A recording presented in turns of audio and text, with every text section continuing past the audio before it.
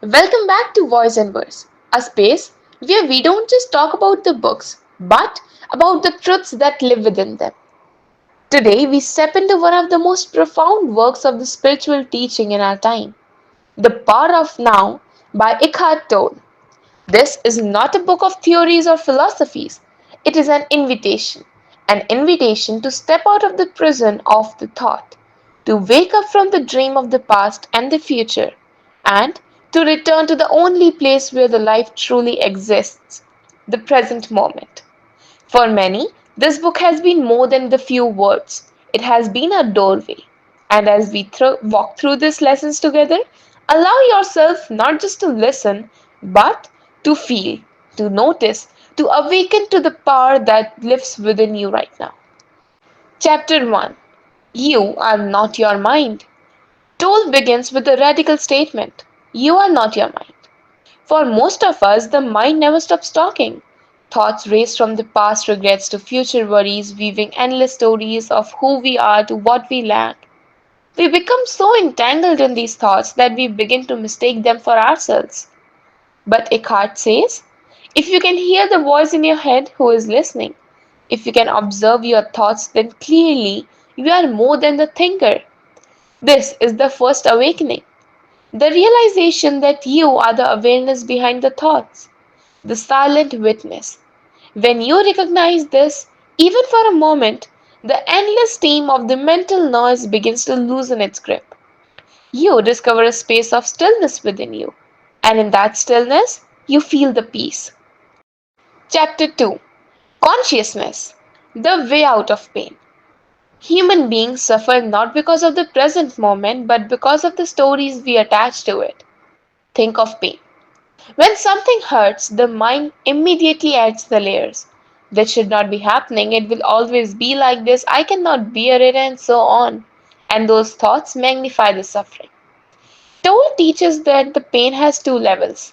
Number one, the actual pain of the present. And the second, the mental pain created by resisting it. The second is optional. The way out is consciousness.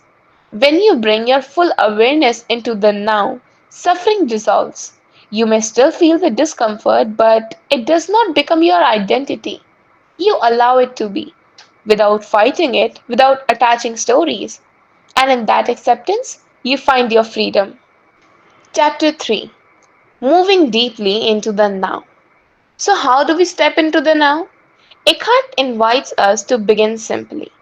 Notice your breath. Feel the rise and fall of your chest. Notice the sensations in your body. These are the anchors into the present.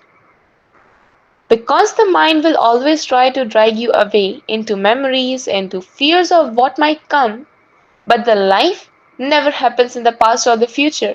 Life happens only here, in this moment.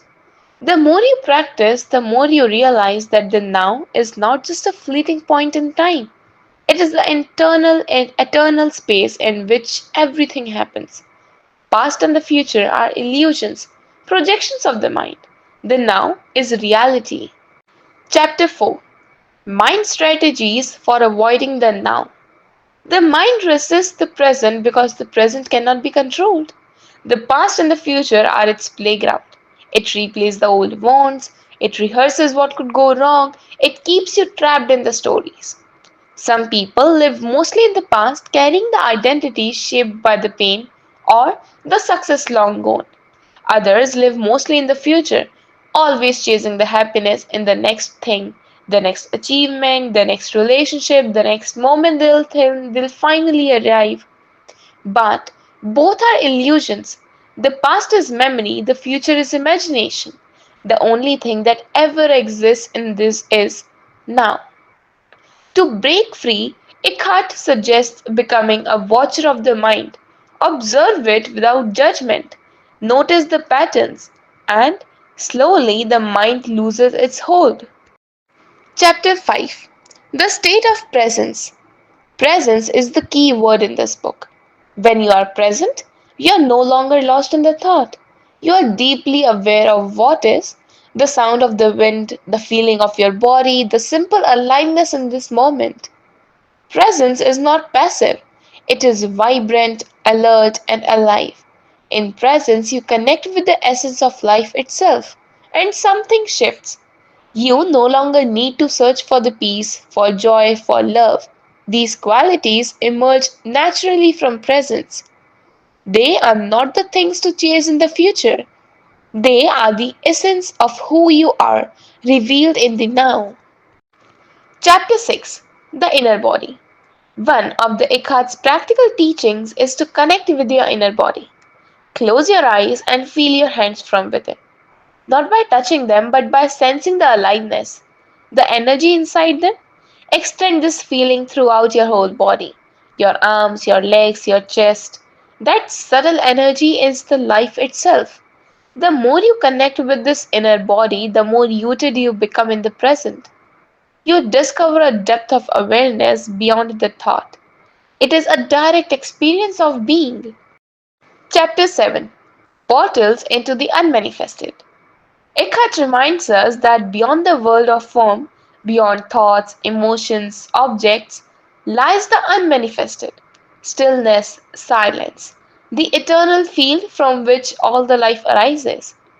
Moments of the deep presence, of meditation, of awe in the nature. These are the glimpses into that eternal space. When you are fully in the now, you touch the infinite. This is not about a belief or philosophy, it's about experience. The now itself is the doorway into the timeless. Chapter 8. Enlightened Relationships. Relationships are often the stage where unconsciousness plays out most painfully. We project our past wounds, we seek completion in another person, we cling or we resist. But the relationships can also become powerful teachers of presence. When you stop demanding that other person make you happy in the future, you begin to meet them in the now. You listen without judgment. You accept them just as they are. You love without conditions. An enlightened relationships is not free of challenges, but it is rooted in the presence. Both the partners serve as the mirrors, bringing each other back to the now whenever the mind pulls them away. Chapter 9. Beyond happiness and unhappiness. We often think that the life is about chasing happiness and avoiding the grief, but Toll shows us something deeper. In presence, you step beyond both. There is a peace that is not dependent on the external conditions, a stillness that remains whether the life brings pleasure or pain. This peace is not fragile because it doesn't come from the world, it comes from the awareness itself. When you rest in the now, life stops being about chasing or resisting. It becomes about being, and in that being, you discover a joy that is beyond the opposites. Chapter 10. The Meaning of Surrender. Finally, Eckhart speaks of surrender, not as defeat, but as the deepest acceptance of the present moment. Surrender means saying yes to a life as it is, not passively, not giving up on action, but realizing that resistance to what already is. When you surrender, a great peace flows through you. You stop fighting with reality, and from that stillness, you act with clarity. This is the essence of living in the now. To no longer resist life, to no longer postpone life into some imagined future, but to awaken to the truth. Life is now, always now. The power of now is not meant to be read once and just set aside. It is a living practice, a reminder to wake up again and again to the present. Eckhart's invitation is simple yet profound. Become aware. Step out of the prison of thought. Enter the stillness of now and discover the freedom, the peace, and the joy that are your true nature. Because life does not exist in yesterday or tomorrow. Life exists only here, only now, only in today. That was The Power of Now by Eckhart Tolle, a book that is less about knowledge and more about awakening. If this audiobook style journey brought you presence and peace, don't forget to like, share, and subscribe to Voice and Words for more timeless wisdom. Until next time, remember, Your life is always here, always now, always in the present.